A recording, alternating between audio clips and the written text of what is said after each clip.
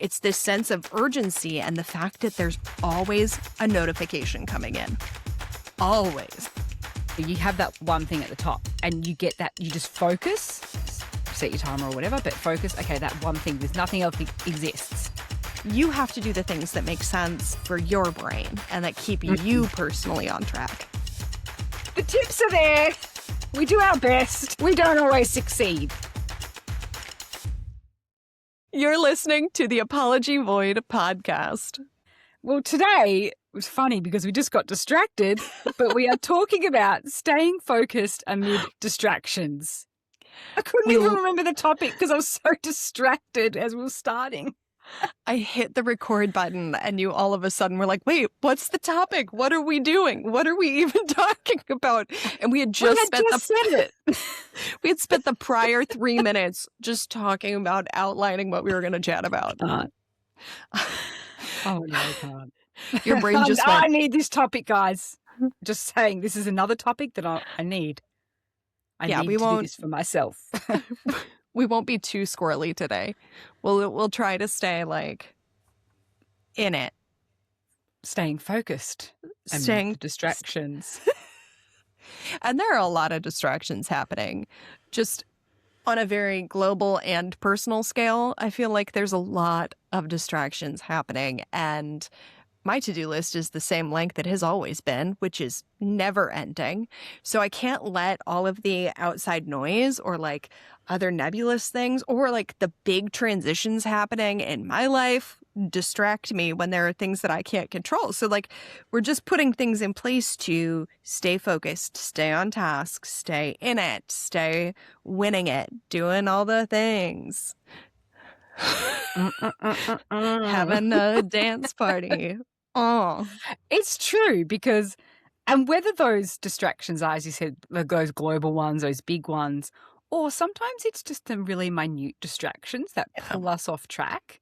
And let's be honest, we all get distracted. Like every single person gets distracted, whether it's because your clothes are not put away. That's definitely sometimes in my case, or whether there's a big transition happening in your life, which does warrant a little bit more of a distraction, in my opinion. But I tend to get distracted by tiny little things like the clothes not put away or there's a cup on the bench. Cue ADHD. I thought you were going to say the way your clothes feel. Not your clothes being put away. Because the sensory piece of like sometimes how your clothes feel, totally distracting. But my biggest distraction, and I want to say the one that's big for a lot of people, the phone. And you best believe that every time you and I record, my phone is on Do Not Disturb. Because if that ding comes across, my train of thought is absolutely gone. Like just gone for good. Here's another distraction popping up, a little pop-up coming on my computer. Okay, so a lot of mine, like I close out of every single program that I can before I'm doing this and put my phone on Do Not Disturb. So I should have closed out of Slack before I jumped on here because I kind of still see this little red notification dot that down at the bottom is like, what's going on? What am I missing? Do I need to respond to something? Because I feel like we're in this age where everyone expects an immediate response, or you expect yourself to immediately respond when you get a message. It's this sense of urgency and the fact that there's always a notification coming in. Always. It's to do with that instant gratification as well. Yeah. You send someone a message, you want the instant gratification of the response. Yeah. Other people do expect that as well.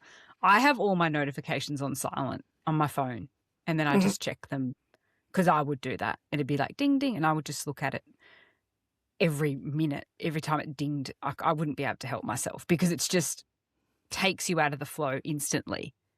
Yeah. Look, sometimes I'll be honest, I don't even want to check my phone at certain times. Like I want to be doing something else. It's just that trigger of the ding that turns my brain to the phone. It's not that I'm going, oh, yay, message. I don't get that feeling. It's just so automatic. Yeah. Does that make sense? Is this something I need to respond to? Is this something I need to do? It's an attention grab. In the moment, it grabs your attention, pulls you in a different direction, and then when you go back to what you were doing, you've lost all momentum. I keep my phone on silence most of the time. That way, it's less of a distraction, unless I'm waiting on a very important call or a very important message to come through or something. Then I'll turn on the volume. Otherwise, it's just the bzz, bzz, bzz. And I'll leave my phone in the other room on occasion, or I have different settings for notifications. So I have my sleep mode. So only people like my immediate family can get a hold of me at night. I have my do not disturb. I have a work setting that'll allow things like Slack messages and certain emails to come through. And then I have what's called my Nathan setting, which is where when I'm super overstimulated or there's too much going on in my brain and the only person I want to hear from is my partner, I'll put it on the Nathan setting. I did that at one point yesterday. I didn't know you could do that, actually. Yeah. So it's pretty are you cool. saying in sleep mode, you can make exceptions for people that can call? Yes. Game changing. I have very specific people, especially because I'm now an aunt. If something happens with my niece or with my parents or with my sister, my brother-in-law, if anything happens, I want them to still be able to call me. So those notifications don't get censored. Those just come straight through. As opposed to everything else. That's a great tip. Yeah. That's a really good tip because that actually sometimes I don't put my phone on sleep mode. I put it on vibrate because I don't want certain people not to be able to contact me. But I didn't know you could do that. That's actually so smart. Yeah, you can set up specific notification. Set up sleep mode. Didn't even know about it. There you go. Well, same with work settings. Oh, okay. Yeah, work settings. Yeah. I do that. You can let certain people do. But what's hilarious? Sometimes when you have hilarious. Okay, so I was laughing when we started because I'm so distracted. Both of my headphones and my computer have no battery. So I'm distracted by unplugging and plugging to make sure they both stay charged. This is my life, guys. This is my life. I got a new camera and I got a new light to help balance out this situation in this room, and actually ran out of USB ports for my computer. And so I now have my light going to an extension cord or a power brick, and then the camera and the mic plugged into my computer, but the power from my computer going out across the dining room table. It's a whole thing that's set up. But you got to set up things how it works for you. Truly. Yeah, and today, cause I'm going to do it again because I just got the notification to say, battery low, please charge. Anyway, it's fine. So what I was, just get back on track here. Distractions over. Turn the distractions off, Sally. We're talking about staying focused, and I'm just so distracted. It's hilarious. But we're all learning here. I think that's the point.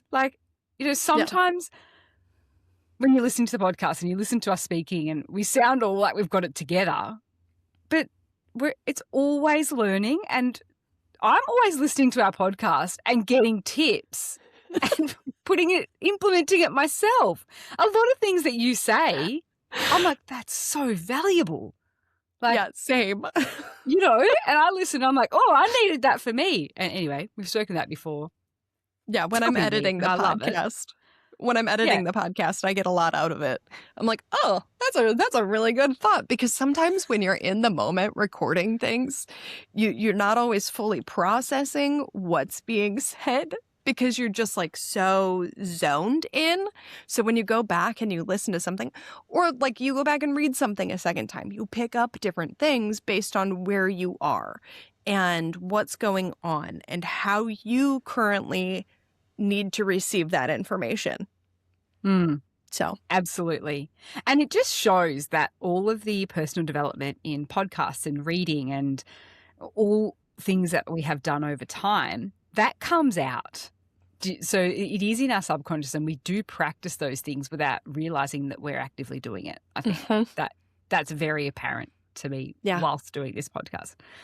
But let's do some top tips for staying focused amid distractions, because I have been trying this a lot lately because I am very hyper aware that I'm doing it, hence me today. Okay.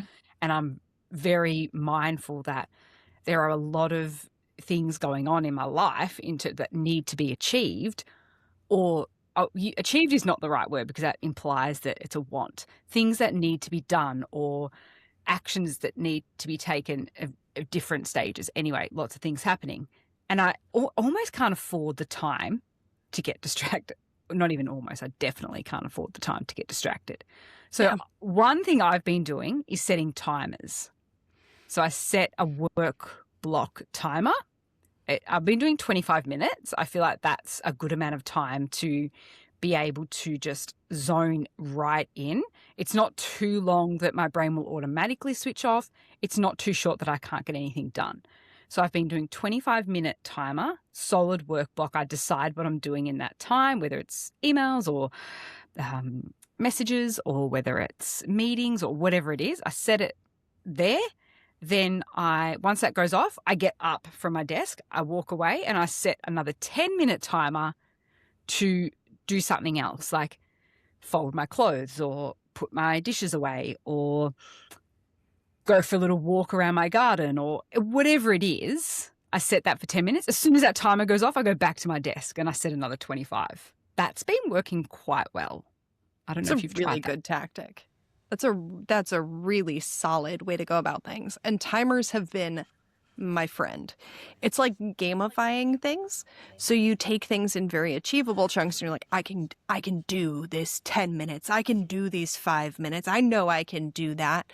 And then you try to see how much you can get done in that amount of time. And you're almost, again, gamifying things so that it feels more dopamine filled and more fun and intentional, and you're doing things with a purpose and for a set amount of time. So when you have that timer, there's also the end, and the end makes it feel like it doesn't just go on for a nebulous amount of time. Like there's no end in sight. There is an end.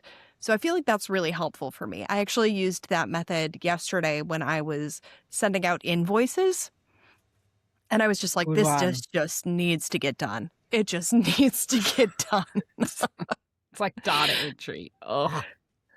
And I was doing that the day before. So, and when there's things like that again are like data entry, or things like I'm currently working on a very, very, very long course that I have to take that's mostly video or audio based.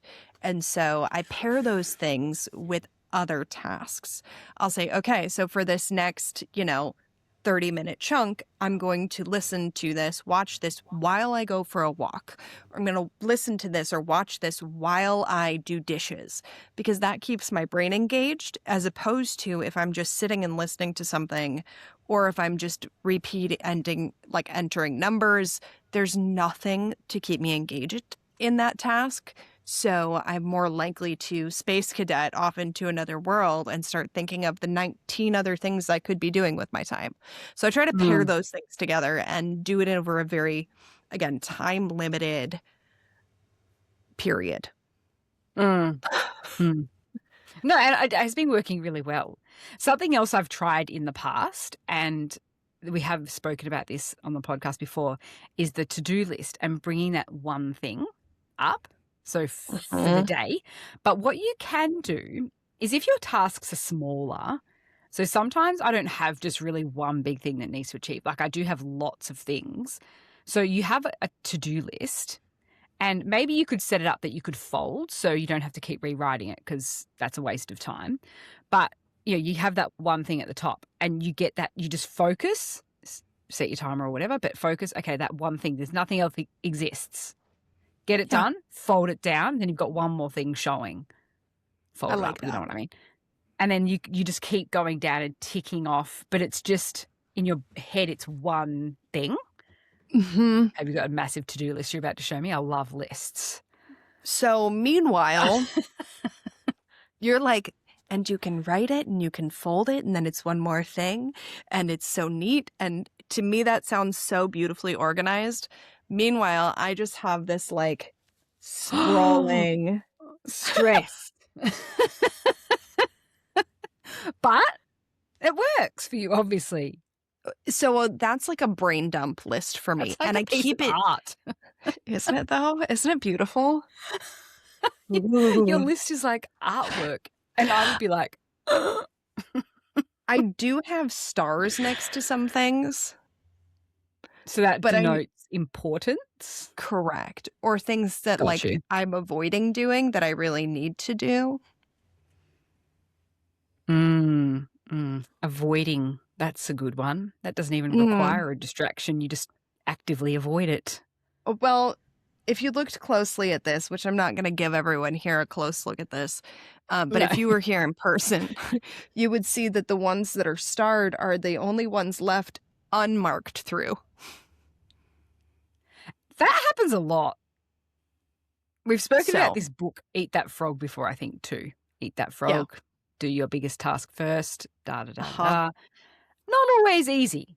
Not Nope. always easy, because we actually, when we have a really hard thing on our list, if you don't have a list or in your mind or that you have to do, we actually look for distractions. We want distractions to get us away Yep. from that thing. So those Yeah. little things that don't normally matter in your house or your mind, or that phone call that you have to call your cousin's sister's best friend's uncle's dog because, I haven't spoken to him in ages. No, it's because you want to. You're trying to avoid that big thing. So, Right. yeah, that's a... we actually both use this program. We discovered that when we started the podcast. I use Trello. Yeah. I know, I love Trello. Is like my favorite thing in the world. No, one of my favorite things in the world when it comes to organization and work tasks and things. There you go. So I have like a board of lists, and I can pull off things that are like a brain dump list. So in this program, there's lists, and you can create little individual cards in the lists. And then I just pull the most important card, and I can put due dates and times. So if I put like the most important due date in the morning, type B people are thinking, oh, it's absolute stress right now. I understand. So it might not be for you, but it's something that works for me. The brain dump and then the extraction of the important tasks into the other list does work for me. It does work for you. Yes. Yeah. And I works love for me. that. I love that Type so B, much. that will not work for you. Another thing that I have been doing, I've been doing this for a long time actually, particularly when I say cleaning, right? I actually enjoy cleaning, like it was psychopath, but if you don't enjoy it, or if there's a lot to do, like sometimes there's a lot of things that need doing, I say to myself, okay, like 5 things in each space. If I walk into a room, I do 5 things, and I just walk around the whole house, I do 5 things in each room, and then I stop. The reason for that I do that, and it can work for different reasons, but I can get really caught up in organizing things and organizing my house and stuff that doesn't matter. Yeah. Because one, I do actually enjoy it like a weirdo, but I find that hours can go by and I'll be like categorizing my paperwork like it's insanity. Correct. Insanity. We just had this conversation about if we started cleaning out the junk drawer, then the junk drawer would lead to cleaning out a different drawer, which would lead to this other thing, which would lead to this other thing, which then would end up with things being far more chaos. And so we need to focus on these specific tasks at this moment and do these 3 things as opposed to just getting caught up in a whole series of never-ending organizations. So 100%. Because you could say, I'm going to clean the junk drawer, but that's not really a task that ends, right? Because you haven't placed an ending on it. Whereas if you said, okay, I'm going to pull out 10 things from the junk drawer and put them where they belong, that's conclusive. And I feel like that helps with staying on track I really and love that. staying, yeah, I I really have to love do that. that because I will go off the planet. Well, that, and then if I want to make it more work-like, because some tasks like cleaning can just feel overwhelming. So picking the 5 things allows you to not get stuck in task paralysis where you just don't start. I'm currently working on reconciling all of our transactions business-wise from last year in our financial program, which with all of the different accounts we have can feel like a lot. So I'm like, okay, if I can just get through these 6 months of statements for this account, then I can take a break.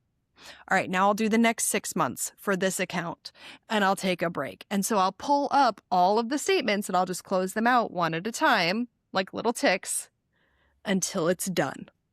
And that Mm. helps. And that's a But really good one why? because the ticks are little dopamines, like tick, Yeah, yay. yeah. While I'm doing that, if something else pops into my brain that I want to do, need to do, whatever, I won't actually go do that thing. I will write it down. And I have to do that one of 2 ways. Either in my notes app on a to-do list in my notes app where I brain dump it, or on a physical piece of paper that I usually keep next to me. So this one thing is just filled with lists. And so I'll go through a whole notebook of just lists. Mm. I've actually started doing that recently. Like if I'm working and something pops into, I just have a notebook and I just write it Yep. down. I have heard people using the like keep notes, but the voice Yep. one. I actually can't figure that out. I don't know why, but I think it'd be really useful, but I can't figure it out anyway. But yeah, you can do the voice. Apparently, you can do the voice note thing. Yeah, which I would really like to do, but that's a really good one. If you get just because I could be like, oh, I've got to do that thing, and I'll get up and do it immediately. The chain of work is broken. It's gone. Yeah. I set reminders on my phone on a very regular basis, especially for little things that are time oriented. So I had a reminder to, gosh, what was it the other day? Take something out to the trash because it was trash day. And so I knew I was going to forget. So I set a reminder. I set into my phone, like, set a reminder for Sunday at 3 p.m. to do this. I do that more often than I care to admit because then it pops up that reminder, but I'm not actually unlocking my phone to do the thing. Like I'm not looking at the screen, I'm not doing anything. And so I end up doing a lot of voice Smart. memos, a lot of voice texting, a lot of voice reminders, just so that I'm not visually engaging because that's going to get me distracted. I think it's really good though, because it's interesting that you said more than I'd like to admit, because, and maybe this is, I don't know what this is to do with, but historically I've done the same. So I've never kept any type of like diary or written down thing prior to using programs like Trello or written lists, because I've always been like, oh, it's in my head, I'll just remember. When it's in your head, so I can do that. For me personally, that's possible. But when it's in your head, it always just comes up, because your brain is telling you that that's something that you're remembering, and it'll keep bringing it forward and forward and forward, right? It's like, for example, my credit card due date. Right, so I pay my credit card on the due date. I always used to just remember the date. My statement would come up and that date would just trickle in my mind all month. Then I set up automatic, just payments of it. So it just removes that piece of information from my brain. And the same as a reminder, oh, it's trash day, trash day, trash day. That's going to tick over. If you just set a reminder, that's actually removing it from your brain to make space for other things and allows you to achieve more. I've noticed a very big difference since using a written down reminder system, Trello, all the things combined, that all those little pieces of information, it's amazing how much space they were taking up and how much more I can focus now on what's important and other things in my life. Because when it comes up in your brain, that equates to that you need time for it, right? So it's tricking your brain going, I don't have time because I've got to do this and this. You actually have to do anything. It's just due on that day. but you don't, that's not a task or anything. Does that make sense? I think that's. But the task of remembering it repeatedly takes up time and Repeats. space that you Oh, don't need to be spending on it. So if you write it down, if you put it somewhere else and you let something else keep that information as opposed to your brain having to continually rehash it, it allows you the extra space, time, and energy. and Which the I love. voice reminder that you do rather than looking at your phone is gold. As soon as you pick up your phone, you will open Instagram, you will open Facebook, you will open Threads, you will open Twitter, whatever you use. I don't know, depending, Snapchat, whatever, you will open at least 2 to 3 of those. Yeah. Every single time. And if you're aware of it, it will happen. Some It's going to people use happen. reward systems. I don't, Yeah. but I've heard reward systems are really good. Like you can make on your list, if I achieve this, I get this. If I achieve these 2 things, I get this. Yeah. Do you do that? So I do that on occasion with Okay. things that I absolutely do not want to do. But one of my employees is actually doing something really interesting this year where she basically created herself a series of punch cards that have different goals that she can track. So if she does like 3 house projects, then she gets to buy herself something on her wish list for the house. If she tries 10 new recipes, she gets to do this other thing. If she has 5 conversations that are a little more difficult that she might be avoiding, she gets to do this other thing, like take herself out for a nice dinner. And so it's this stuff to keep you on track. Whatever works for you, you do that. I would just lose the punch cards. Or I would forget that I was doing them 3 days in. Ditto. But you have to do the things that make sense for your brain and that keep you personally on track. Mm-hmm. Yeah, but I've heard of a lot of people using rewards. I'm going to try it because yeah. I've never tried it, but I think I'd get too distracted. Here we go. Distracted or like, what are my rewards going to be? Spend too much time thinking about what my rewards are going to be than actually just doing the work. So that would just stress me out, I think. I'm like, oh, now I've just spent 2 hours thinking about rewards. I could have spent 2 hours actually working. I actually Ridiculous. might need to. I know. I might need to create myself a reward system for a really big project I have that's going to take a lot of time and effort. So You should. I should make it myself a big reward. I don't know what kind of big reward, Me but neither. I mean, you know what my reward is going to be for getting all my tax filing stuff done? Yeah, tell me. You're coming to visit.